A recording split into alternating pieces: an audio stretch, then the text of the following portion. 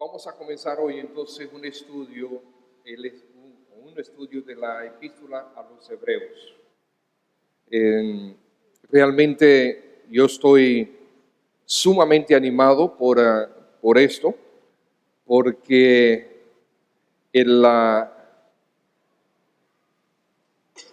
epístola a los Hebreos, vamos a ponerlo de otra forma. El Evangelio según San Juan, que describe las glorias del Señor Jesucristo a través de sus milagros, a través de su carácter, de la manifestación de su carácter, a través de sus enseñanzas, a través de sus respuestas. Nosotros vemos las glorias del Señor Jesucristo, y eso como si fuera una celebración de fuegos artificiales, donde nosotros vemos que los fuegos artificiales salen hacia el cielo, hacia allá. Cuando entramos en Hebreos, lo que yo puedo ver es cuando esos fuegos artificiales explotan y se ven las estrellitas y se ven los diferentes colores, y eso es lo que yo veo con relación a la persona de nuestro Señor Jesucristo. El tema de Hebreos es la supremacía de Cristo. El Señor Jesucristo es supremo ante todo y todos, absoluta y totalmente. Y por eso yo entiendo que nosotros vamos a gozarnos. Vamos a buscar Hebreos capítulo 1 y lo que vamos a hacer hoy es una introducción general a la epístola. No vamos a hacer hoy un estudio versículo por versículo, un estudio expositivo, sino más bien un estudio de ver qué es Hebreos en sentido general. Pero sí vamos a leer una parte del capítulo 1. Primero vamos a orar. Padre, ahora vamos a leer tu palabra y vamos a meditar en ella, en diferentes aspectos de ella. Tenemos total convicción que tu Santo Espíritu inspiró a un hombre de Dios para escribir estas palabras. Este mensaje, por lo tanto, es para nosotros hoy también. Pedimos, por lo tanto, Espíritu de Dios, que tú nos des la capacidad de poder entender tu mensaje y poder gozarnos en él y también poder obedecerlo. Pedimos que Cristo sea exaltado hoy mientras meditamos en tu palabra. Por Él y para Él. Amén. Muy bien, Hebreos capítulo 1 dice así, me encanta cómo comienza. Dios, habiendo hablado muchas veces y de muchas maneras en otro tiempo a los padres por los profetas, en estos postreros días nos ha hablado por el Hijo, a quien constituyó heredero de todo y por quien asimismo hizo el universo, el cual, siendo el resplandor de su gloria y la imagen misma de su sustancia, y quien sustenta todas las cosas con la palabra de su poder, habiendo efectuado la purificación de nuestros pecados por medio de sí mismo, se sentó a la diestra de la majestad en las alturas, hecho tanto superior a los ángeles, cuanto heredó más excelente nombre de ellos que ellos. Porque ¿a cuál de los ángeles dijo jamás, mi hijo eres tú, yo te he engendrado hoy? Y otra vez, yo seré a él padre y él me será a mí hijo. Y otra vez, cuando introduce al primogénito en el mundo, dice, adórenle todos los ángeles de Dios. Ciertamente de los ángeles dice, el que hace a sus ángeles espíritus y a sus ministros llama de fuego. Mas del Hijo dice, tu trono, oh Dios, por el siglo del siglo. Cetro de equidad es el cetro de tu reino. Has amado la justicia y aborrecido la maldad, por lo cual te ungió Dios, el Dios tuyo, con óleo de alegría más que a tus compañeros. Y Si ustedes ven ahí, y dos puntos, o sea, también dice el Señor sobre el Hijo, tú, oh Señor, en el principio fundaste la tierra y los cielos son obra de tus manos. Ellos perecerán, mas tú permaneces, y todos ellos se envejecerán como una vestidura, y como tu vestido los envolverás, como un vestido los envolverás, y serán mudados, pero tú eres el mismo, y tus años no acabarán. Pues, ¿a cuál de los ángeles dijo Dios jamás, siéntate a mi diestra, hasta que ponga a tus enemigos por estrado de tus pies? Y capítulo 13, versículo 8, este es un versículo que todos ustedes conocen. Jesucristo es el mismo ayer y hoy y por los siglos. Es muy interesante esa conjunción, el y, porque da a entender que es al mismo tiempo el mismo. Ayer y hoy es el mismo. Y por los siglos es el mismo.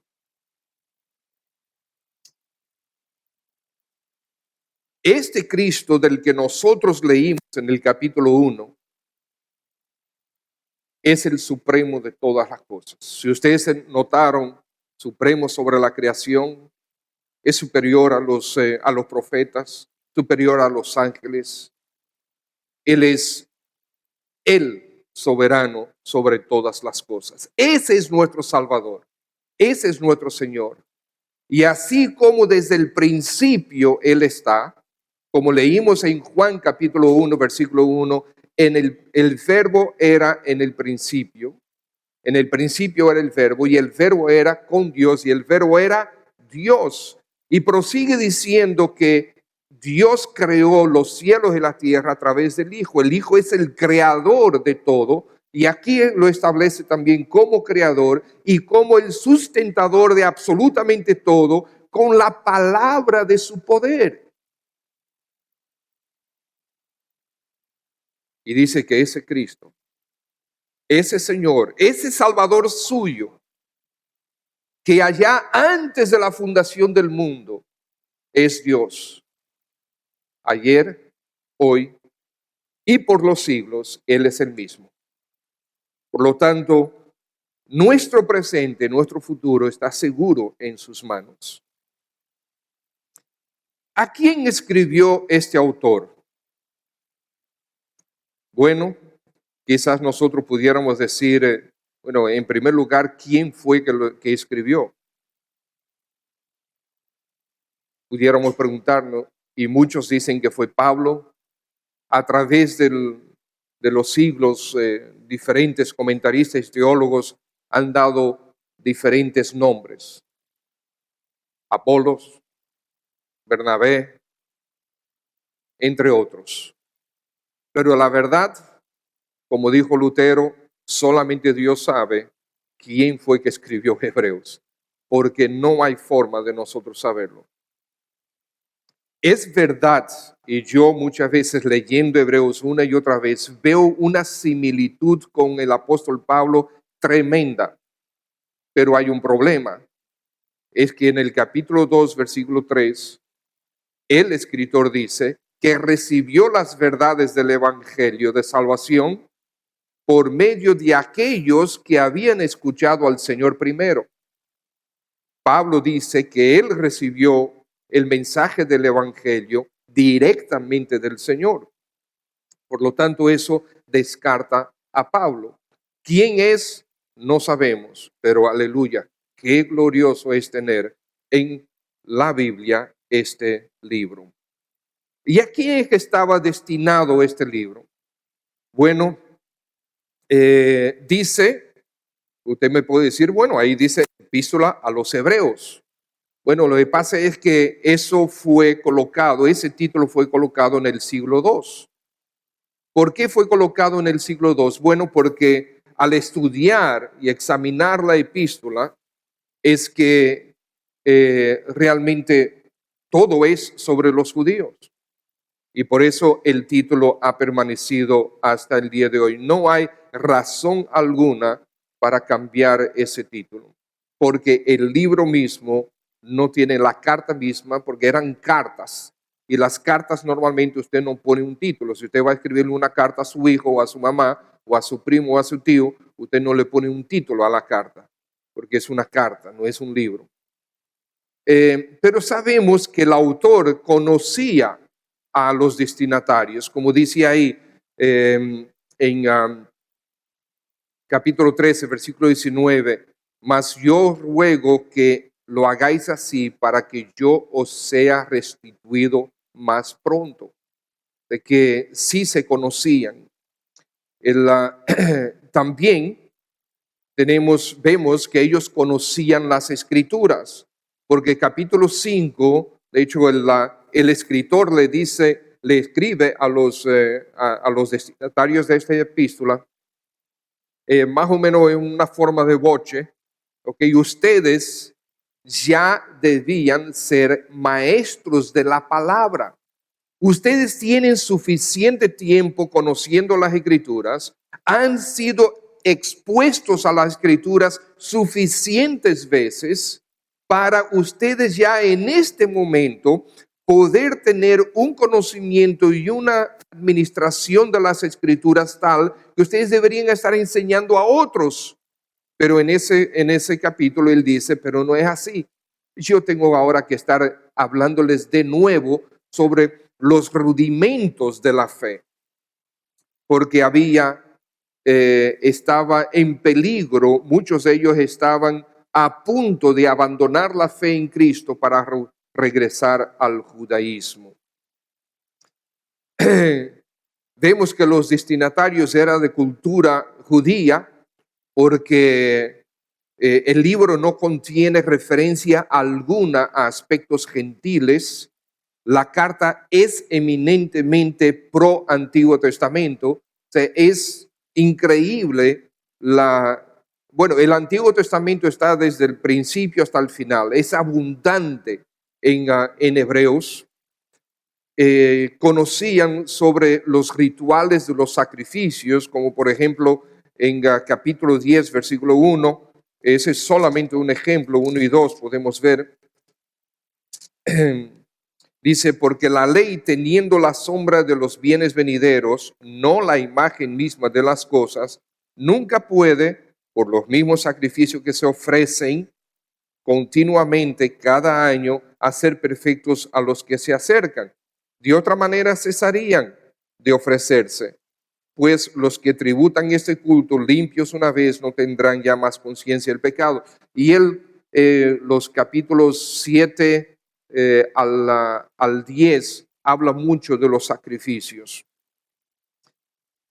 MacArthur dice que ellos son como una segunda generación de creyentes, por lo que ya mencionamos el capítulo 2, versículo 3, que dice, la salvación, habiendo sido anunciada primeramente por el Señor, dice el que está escribiendo esta carta, él se incluye, nos fue confirmada a nosotros, ¿verdad?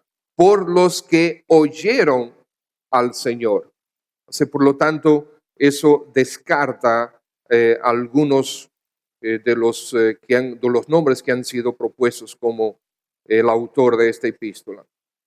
Pero definitivamente nosotros somos, ¿qué generación de los creyentes? Una enésima generación de los creyentes, ¿verdad? Pero qué bueno que primero el Señor es el mismo ayer, hoy y por siempre, y asimismo es su palabra. Porque esta carta que estos destinatarios recibieron, tú y yo la estamos recibiendo hoy también para nuestro bien. Estas eran personas que estaban bajo persecución, porque capítulo 10, versículo 32 dice, después de haber sido iluminados, sostuvisteis gran combate de padecimientos. Ciertamente con vituperios y tribulaciones fuisteis hechos espectáculo, y por otra, llegasteis a ser compañeros de los que estaban en una situación semejante. Y el versículo 34, porque de los presos también os compadecisteis, y el despojo de vuestros bienes sufristeis con gozo, sabiendo que tenéis en vosotros una mejor y perdurable herencia en los cielos. Sin embargo, ellos están ahora ante la inminente persecución con sangre, porque dice el autor que ellos no habían sido perseguidos hasta la sangre. Esto da a entender también el periodo probable de cuando fue escrita esta carta. Porque sí sabemos que con Nerón se desató una feroz persecución, pero al inicio de la persecución por parte de Nerón y de los demás césares, no fue sanguinaria la persecución. Eventualmente sí lo fue, y terriblemente sanguinaria. Entonces, ante esa eminente persecución con sangre, o sea, que se iba a intensificar la persecución que ellos ya estaban sufriendo, muchos de ellos estaban siendo tentados a abandonar la fe en Cristo y regresar al judaísmo. En ese momento los judíos no estaban siendo perseguidos, los cristianos sí, y por lo tanto los judíos convertidos a Cristo también, porque eran cristianos. Entonces ellos estaban siendo tentados y algunos de ellos de hecho regresaron al judaísmo ritualista o ritual, lamentablemente. Entonces ellos estaban siendo tentados a regresar al judaísmo sacrificial del Antiguo Testamento. Nosotros no sabemos dónde vivían estos destinatarios. Algunos creen que era en Roma, porque en el 1324 dice el autor, los de Italia os saludan, pero esto realmente no significa mucho. Algunos creen que es Roma, pero puede significar muchas cosas. Puede significar que él estuviera escribiendo sí a Italia y aquellos que estaban con él, donde quiera que él estuviera, que pertenecían a Italia, pues le estaban mandando saludos. O puede ser que él estaba en Italia y escribiendo a cualquier otro sitio donde estaban estos destinatarios y diciendo, oye, los que están aquí de Italia os saludan. O sea que puede haber, no dice realmente nada sobre dónde estaban localizados estos destinatarios. Por lo tanto, se cataloga como una epístola general. MacArthur dice que aquí en la carta él puede encontrar tres tipos de judíos. Tres tipos de judíos. Uno, judíos creyentes, pero que eran inmaduros. Ellos estaban bajo persecución por su fe y estaban siendo tentados a abandonar esa fe. Y definitivamente nosotros vemos en diferentes partes de la epístola que el autor les exhorta a permanecer firmes en la fe. También él ve judíos inconversos, judíos que intelectualmente ya estaban persuadidos del evangelio y de que Cristo era el Mesías, pero espiritualmente todavía no se habían comprometido, no habían dado el paso. Y nosotros encontramos muchas personas así.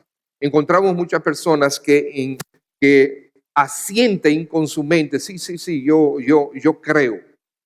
Yo creo que todo eso es verdad. Y uno dice, ajá, ¿y entonces? No, lo que pasa es que, pero tú no crees. Sí, yo creo. Y entonces, entrégate, haz de Cristo tu Señor y Salvador. No te quedes con ese conocimiento intelectual, sino conviértete en un discípulo verdadero de Él, un entusiasta de quién es ese glorioso Salvador y Señor. Ahí es cuando uno dice sí, se convirtió a Cristo. Uno nunca sabe quién es salvo y quién no es salvo, solamente el Espíritu de Dios sabe. Pero las evidencias nos pueden decir. Y hay muchos hermanos, y lo vamos a llamar hermanos porque no sabemos, pero que uno duda. Dice, entonces, ¿será o no será? Porque bueno, porque hay reacciones de carnalidad, porque uno no ve sus vidas comprometidas con el Señor. Hay muchos aspectos de sus vidas como que no encajan con un cristiano que realmente está agradecido y está contento y alegre por la salvación que ha recibido. Bueno, también MacArthur ve otro tipo de destinatarios dentro de la epístola, judíos incrédulos. Aunque conocedores del Evangelio, habían escuchado del Evangelio, habían estado expuestos al Evangelio, pero sencillamente no han creído. y, y el autor también les escribe a ellos. Bien, fecha. ¿Qué decimos? ¿Cuándo fue escrito esta carta? Bueno, antes del año 96. ¿Por qué? Porque hay un documento del año 96 que hace referencia a esta carta. Por lo tanto, tiene que ser antes. Cuando dice que ellos han estado siendo perseguidos, pero sin sangre, como ya nosotros leímos en estos versículos, del 32 al 34, ellos dicen, porque aún no habéis resistido hasta la sangre. Nerón en el año 64 ya había iniciado la persecución contra los cristianos, pero todavía no era una persecución sanguinaria. Y por lo tanto, nosotros lo que podemos decir es que del año 64 para abajo no, pero del 64 hasta el 96 pudiese haber sido escrita la epístola. Pero hay otros indicios, sí, hay otros indicios. Se entiende que antes del año 70 también. ¿Por qué? Porque no menciona la carta por ningún lado la caída de Jerusalén bajo Tito César, el hijo del emperador Vespasiano. Entonces, en el año 70, que fue destruida la ciudad de Jerusalén y el templo de Jerusalén fue quemado, eso no se hace mención aquí. El sistema de sacrificios fueron abolidos por el Señor. Y, y el autor no hace referencia. Hubiese sido una buena oportunidad aquí.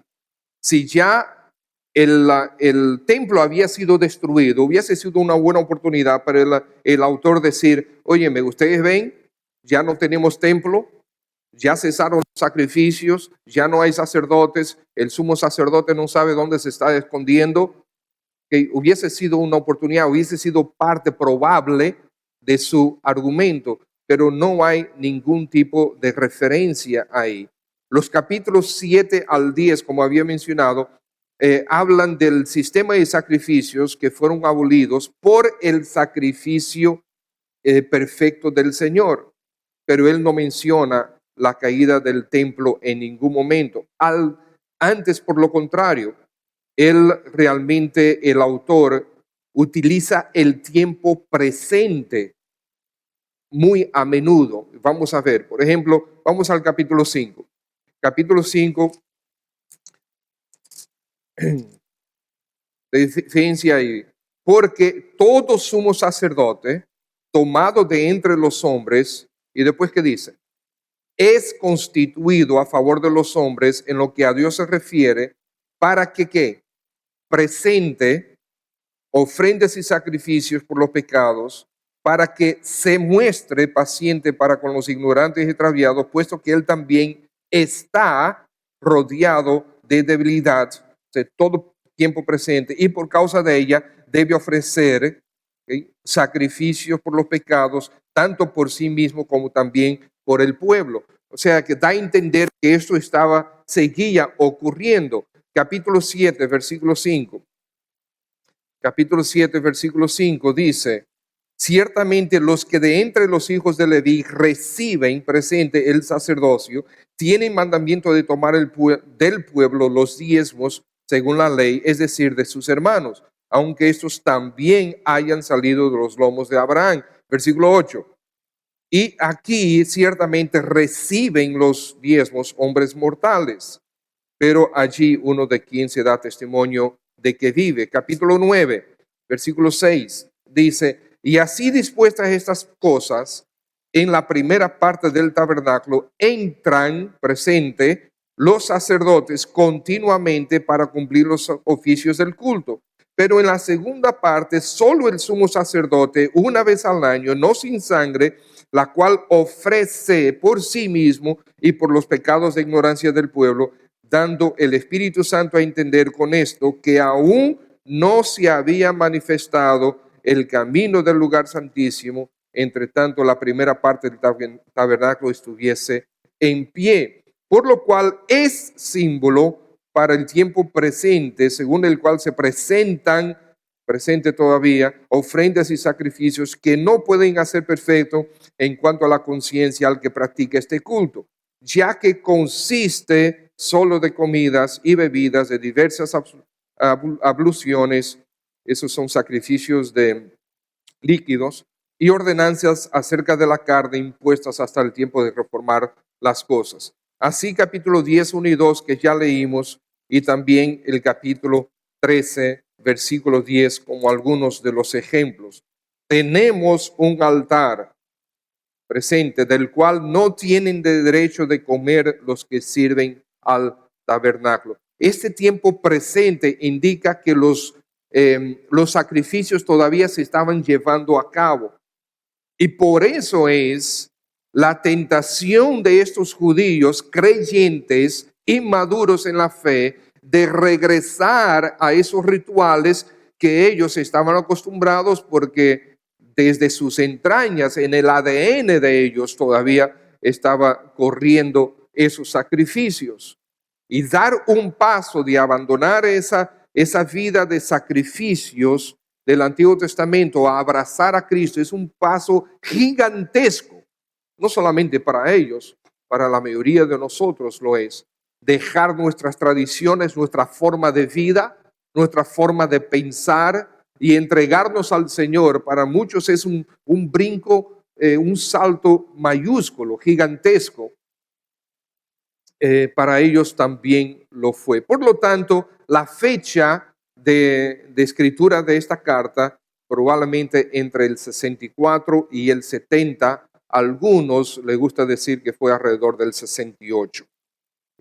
Esto es importante, hermanos, porque todas estas cosas se sacan de analizar las escrituras, como ustedes se dieron cuenta. El propósito, ¿qué busca el autor? ¿Qué puso el Espíritu de Dios en el corazón y mente del autor para comunicarlo a sus destinatarios en ese momento y por transferencia a nosotros? Recuerden, amados hermanos, que la interpretación de las Escrituras está en primer lugar es qué dice el texto en su idioma, qué significa el texto. Y segundo, colocarlo en su contexto. Y uno de los aspectos del contexto es a quién fue dirigido en aquel momento, allá en aquel momento. Muchos de nosotros cometemos el error de leer las escrituras y inmediatamente sacar una aplicación para mi vida, sin sacar el significado real de ese pasaje. Y para poder entonces sacar una conclusiones correctas del significado del pasaje, y de esas conclusiones correctas entonces podemos sacar aplicaciones, porque si no, podemos sacar aplicaciones completamente incorrectas para nuestra vida. Bien,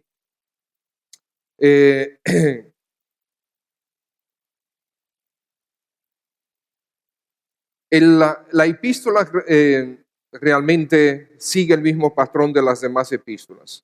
Hay una primera parte que es teológica, es de doctrina, y después tiene una segunda parte de aplicación de esa doctrina.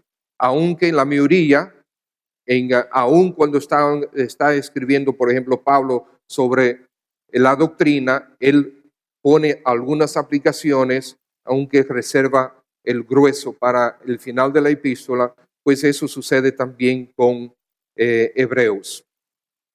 Esta es una nota quizás cómica, porque él dice en el capítulo 13, versículo 2, os he escrito brevemente.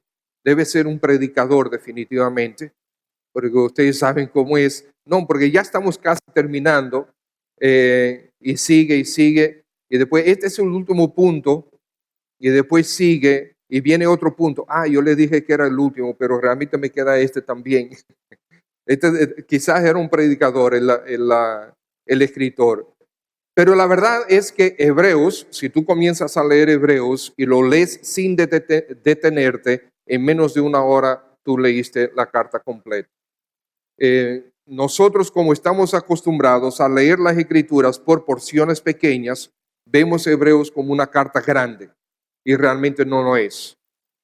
Los miércoles, por ejemplo, nosotros en oportunidades, recuerdo que no hace mucho nosotros leímos Primera de Juan completa, primera carta de Juan completa, los 5 capítulos. ¿Y cómo? 5 capítulos. Sí. ¿Ustedes se recuerdan cuánto tiempo nos tomó? 14 minutos. Pero uno dice, wow, pero son 5 capítulos. No, son 14 minutitos. Leer una carta, cualquier carta, desde Gálatas hasta Filemón, cualquiera de esas cartas, tú puedes leerla completa en mucho menos de 20 minutos. Por eso es una buena costumbre nosotros poder, para familiarizarnos con una carta, leer la carta completa una vez al día durante todo un mes. Porque son 15 minutos, son 10 minutos lo que nos toma realmente leer una carta completa del Nuevo Testamento, con la excepción de quizás Romanos, que es un poco más intensa, pero las cartas realmente son breves. Bien, él presenta en toda la carta una visión panorámica del Antiguo Testamento y es interesante, es realmente glorioso ver cómo él encaja el Antiguo Testamento con verdades del Nuevo Testamento y para traernos verdades sobre el Señor Jesucristo que son gloriosas, ver cómo eso se cumple, como el Antiguo Testamento se cumple en el Señor Jesucristo, en su persona y en su obra. También su propósito es mostrar que el Señor Jesucristo es el único mediador. No hay otro mediador entre Dios y los hombres. Es solamente el Señor Jesucristo. Capítulo 8, versículo 6. Pero ahora tanto mejor ministerio es el suyo, de Cristo, cuanto es mediador de un mejor pacto establecido sobre mejores promesas. Capítulo 9, versículo 15. Así que por eso es mediador de un nuevo pacto.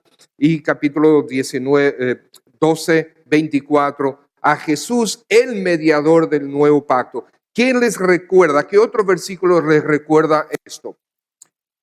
En Timoteo, Pablo dice que solamente hay un mediador entre Dios y los hombres, Jesucristo hombre. Y sigue siendo Él el único y todo suficiente mediador entre el hombre y Dios. No necesitamos más intermediarios. Una de las cosas que Natasha y yo comentamos bastante en nuestro viaje allá en Portugal, gracias hermanos, por cierto, por orar, la pasamos muy bien, pero fue la abundante idolatría que hay allá. Ya nosotros en República Dominicana no estamos acostumbrados, por lo menos en donde nosotros nos desenvolvemos y nos movemos, ya no estamos acostumbrados a oír hablar de ni a ver muchas cosas que tienen que ver con los santos. Eso ya casi no existe en República Dominicana. La influencia del Evangelio ha sido tan gloriosa en el pueblo de República Dominicana que esos aspectos de idolatría han ido siendo puestos a un lado. ¿Ok? Y realmente nosotros vemos como las religiones llamadas cristianas están cada vez enfocándose más en la persona de Cristo, con algunos errores doctrinales todavía y algunos de profundidad y básicos, porque todos tienen que aceptar que Cristo es el único mediador, el único salvador. No hay más redentores, no hay corredentores, no hay absolutamente nadie más. Cristo es el único y es el mismo ayer, hoy y por siempre. Era el único ayer, es el único hoy y será el único por la eternidad. Él es el Salvador, Señor Jesucristo, nuestro Señor también. Y hermanos, qué glorioso es poder nosotros tener esa confirmación. Entonces tenemos el nuevo pacto que es mejor. El propósito aquí es establecer también cuáles son las cosas mejores. Él dice que el nuevo pacto es mejor. Cristo y seguirlo es superior a todo. Él es la revelación perfecta y final de Dios al hombre. Amados hermanos, en capítulo 6, de hecho, que muchos utilizan el capítulo 6 como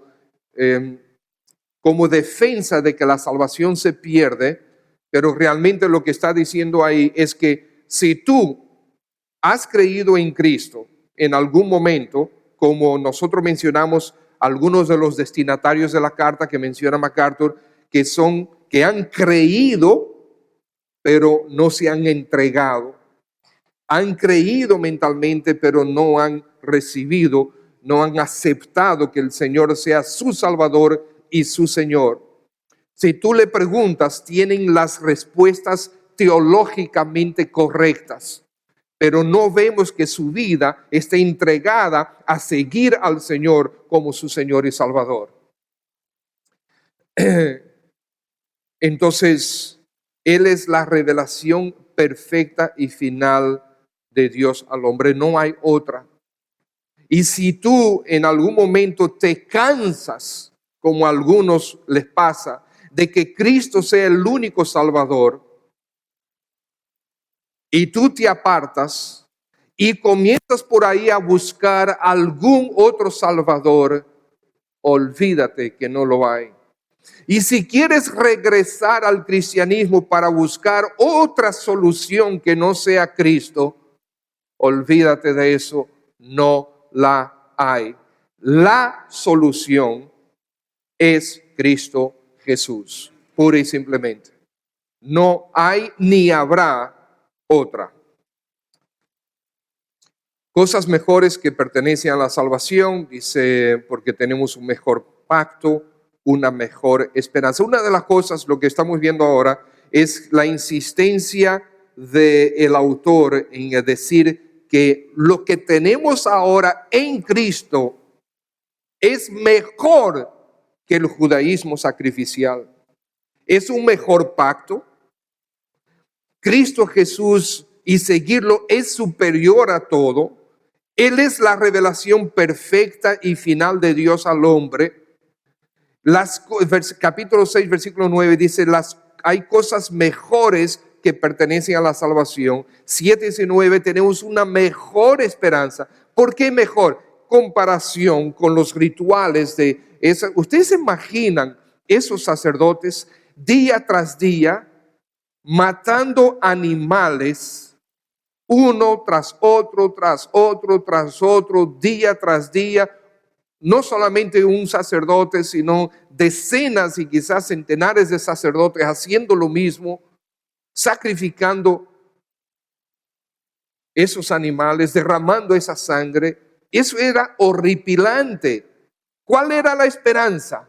Bueno, de que yo ahora voy, después de haber sacrificado este animal, ahora me voy para la casa, más tranquilo en mi conciencia, hasta que antes de llegar a la casa ya yo pequé con mi mente y quizás con mi carácter, y el próximo día voy a tener que regresar otra vez. La esperanza de perdón y de tener una conciencia libre era muy efímera. Pero esas cosas Dios las estableció como un retrato de las cosas que hoy nosotros estamos disfrutando y que en la eternidad vamos a disfrutar sin ningún tipo de los retos que tenemos hoy. Hay un mejor pacto, hay un mejor ministerio, hay mejores promesas, hay mejores sacrificios, hay una mejor y perdurable herencia y una mejor patria. Ese es uno de los argumentos del autor. Señores, ¿a dónde que ustedes quieren regresar? ¿Ustedes quieren regresar a los sacrificios, a la religión vacía de obras muertas? Miren lo que nosotros tenemos en Cristo Jesús. Todo esto es mucho mejor de lo que jamás ustedes habrán tenido y tendrán. Y nosotros vamos a tener una mejor resurrección también. Todo esto nosotros lo vamos a ver en detalle. El Evangelio en Hebreos. Hebreos descubre el Evangelio por lo menos 5 maneras.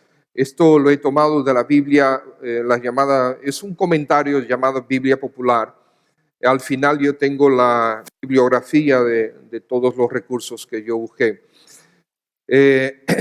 Muestra la conexión entre la persona de Cristo y su obra, porque conecta, acuérdense que en el Antiguo Testamento todo era mirando hacia el sacrificio de el Cordero de Dios, que quitaría el pecado. No solamente que le taparía el pecado, sino quitaría el pecado, que es Cristo Jesús. Muestras su superioridad a las personas e instituciones del Antiguo Testamento también. Muestra la necesidad que la humanidad tiene de la redención.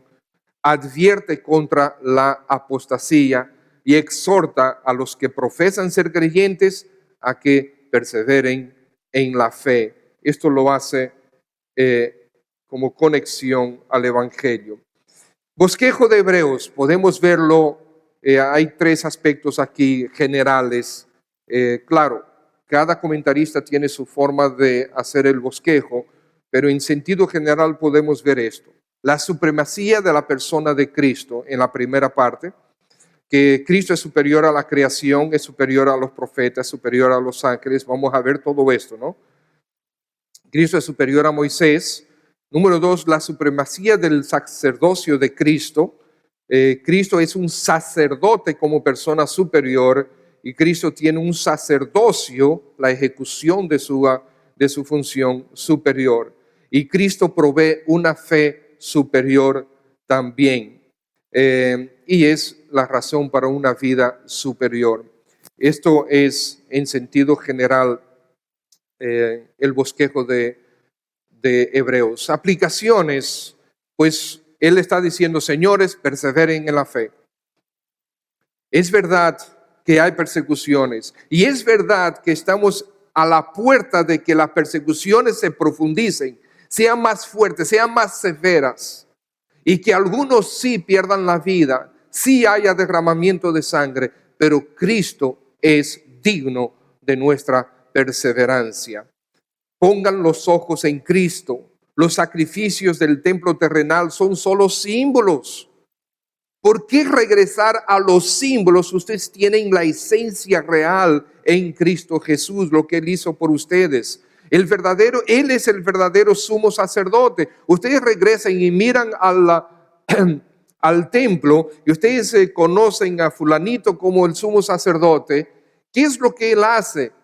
Una vez al año, él entra al lugar santísimo, pero antes de entrar al lugar santísimo, él tiene que ofrecer sacrificios por él mismo, porque él es pecador, él ha pecado también. Y entonces ofrece sacrificios por pecados desconocidos del pueblo y entra al lugar santísimo para ofrecerlos. Y cuidado si él no está bien con Dios, porque el Señor lo mata inmediatamente. Ustedes quieren ver eso cuando ustedes tienen un sumo sacerdote. Ya ustedes no tienen que venir día tras día con sus ovejas, sus becerros, sus palomas a ofrecer sacrificios cruentos y horribles, porque es eso lo que la intención era, ver lo horrible que es el pecado delante de Dios y cómo debe ser visto por nosotros. Pero en Él tenemos perdón ya. Él es el sumo sacerdote perfecto. Ya Él entró en el lugar santísimo una vez y para siempre. Los sacerdotes siempre están de pie ministrando.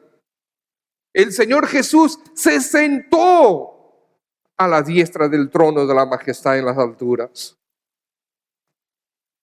¿Ustedes quieren dejar esto por aquello? No. Tenemos el verdadero sumo sacerdote. Por lo tanto, no abandonen la fe en Cristo. Anticipemos en nuestro corazón las glorias venideras en Cristo Jesús. Por eso habla de la patria celestial. Nuestro Señor, perdone que se me quedó ahí, nuestro Señor es el mismo ayer, hoy y por siempre. Ese Dios, creador de los cielos y la tierra, ese es nuestro Salvador. Ese es nuestro Señor. Ese es aquel que es el autor de nuestra fe y el consumador de nuestra fe. ¿Ustedes quieren regresar y depositar su confianza en estas cosas pasajeras? La verdadera fe es en Él, reconociendo que Él es el autor de esa fe. O sea, yo tengo fe porque Él generó esa fe en mí. Y yo voy a perseverar hasta el final, de ahora en adelante, porque Él es el que me va a sostener. Porque Él es el consumador de la fe. Me va a sostener hasta el final. Y eso lo vemos, hermanos, en Gálatas capítulo 2, donde dice que nosotros debemos tener la fe de Cristo. No dice la fe en Cristo. Vamos a buscarlo. Gálatas capítulo 2, para que ustedes vean lo que estoy diciendo. Capítulo 2, versículo 16 y el versículo 20 como ejemplos. Sabiendo que el hombre, Gálatas 2:16, el hombre no es justificado por las obras de la ley. O sea, ninguno de nosotros puede recibir justificación del pecado, perdón de pecado, haciendo obras ni cumpliendo mandamientos de la ley. Sino, después dice que somos justificados por la fe de Jesucristo. Me preguntas, pero eso quizás es algo que tiene que ver con la traducción. No, es así que dice el original. Es de Cristo, que pertenece a Cristo. Nosotros también hemos creído en Jesucristo para ser justificados por la fe de Cristo y no por las obras de la ley, por cuanto por las obras de la ley nadie será justificado.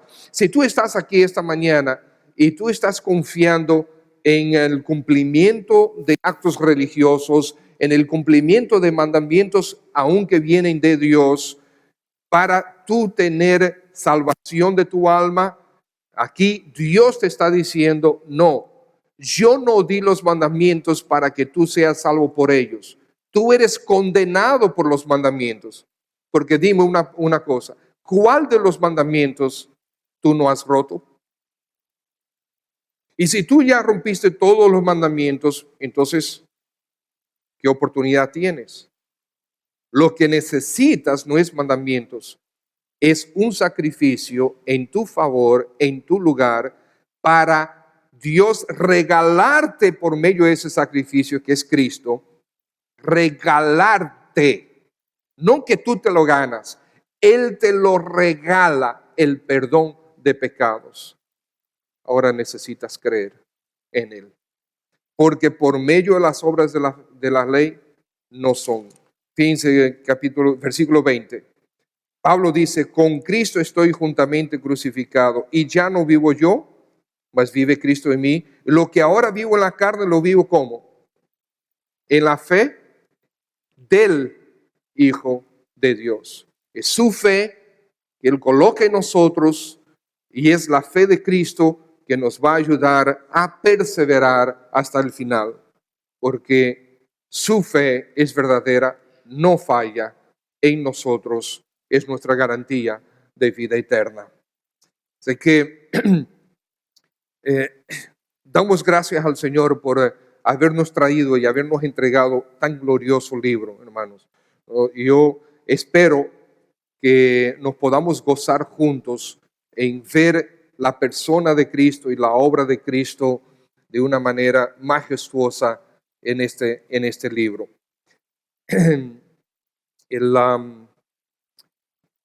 Bueno, hermanos, si alguien está aquí esta mañana y todavía tú no has depositado tu fe en el Señor Jesús para salvación de tu alma, para perdón de tus pecados, te invitamos a que lo hagas hoy.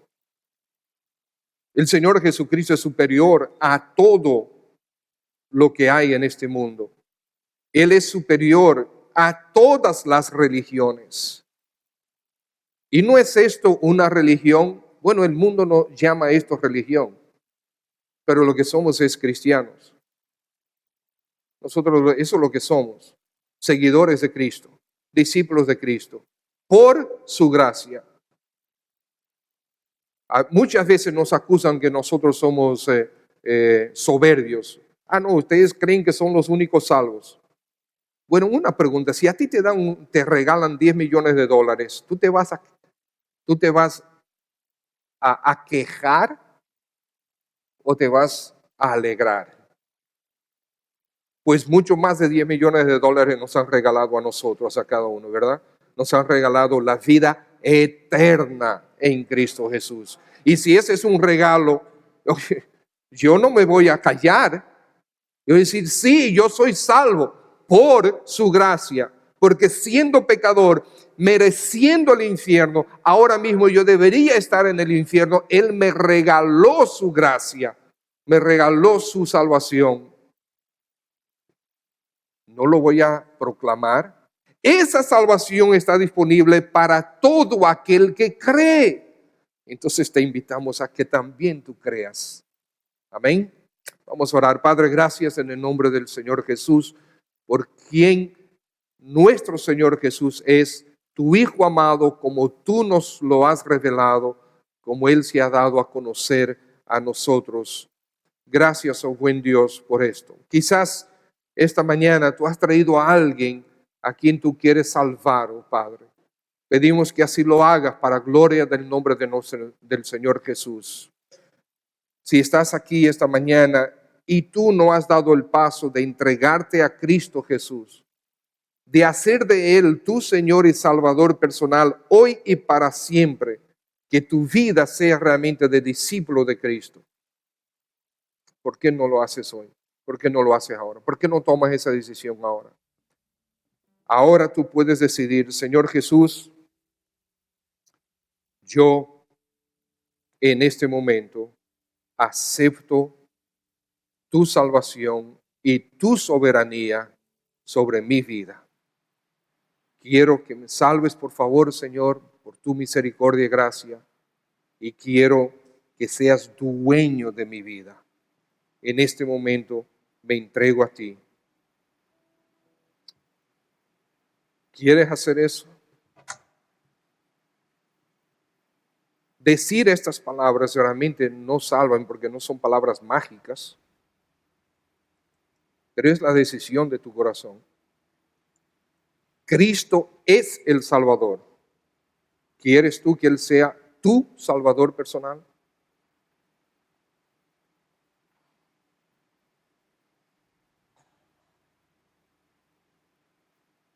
Si deseas tomar esa decisión o estás tomando esa decisión ahora, yo quisiera que levantes tu mano ahí en tu asiento para yo orar por ti. Amén, sí, veo tu mano. Dios te bendiga. Veo, puedes bajar tu mano. Sí, veo allá también una mano levantada. ¿Hay alguien más? Sí, veo tu mano aquí adelante veo una mano, una joven. ¿Alguien más? Si quieres hoy entregar tu vida al Señor Jesús, nosotros queremos orar contigo. Queremos orar contigo. Queremos apoyarte en esa decisión.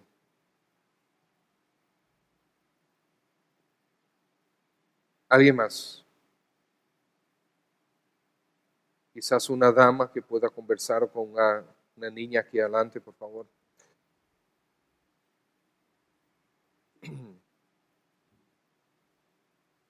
¿Alguien más? Muy bien. Padre, gracias en el nombre de Jesús de nuevo por quien tú eres, por lo que tú nos has regalado en Él. Gracias por las decisiones de estas personas que se están entregando a ti. Recibe tú la gloria, Señor. Recibe tú la gloria, regalándoles a ellos la salvación que solamente tú puedes dar. Ayúdales a entender el paso que están dando y ayúdales a perseverar para gloria de tu nombre. Amén.